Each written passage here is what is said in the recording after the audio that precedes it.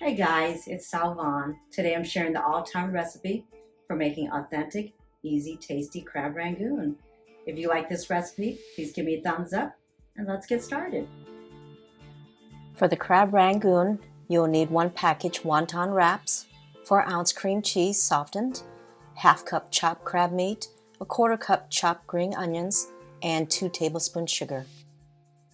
We'll start by mixing all the ingredients together: your cream cheese, imitation crab meat, green onions, and sugar. The cream cheese needs to be softened or it will be hard to mix together.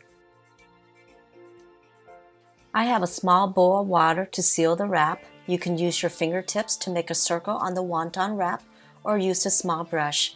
I am putting in about 1 teaspoon of the crab mixture. Fold half and pinch at the top, then fold into the triangle. Pinch that top in on one side and then do the same to the other side. I then pull out the sides and it sort of looks like a star, don't you think? I'll do it again in slower motion so that you can see. You'll repeat this process until the crab mixture is all gone. If you prefer to fold it differently, you can versus the star shape. You can just fold it like a big triangle and call it a day, especially if you're making a lot for a crowd. I just like the star shape since it looks much prettier. My fryer is set at 360 degrees. You may have to play around with your settings if you think this is too low or high for you.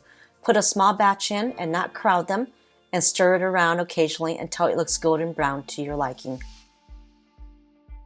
I like to set them out in paper towels so the grease can drain, and you can serve this up with your sweet and sour chili sauce.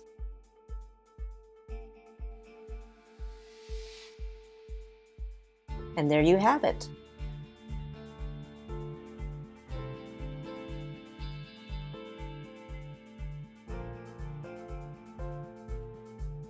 Thank you for watching my video. Please like and comment and share this with your family and friends. To see when I upload new videos, please subscribe to the channel.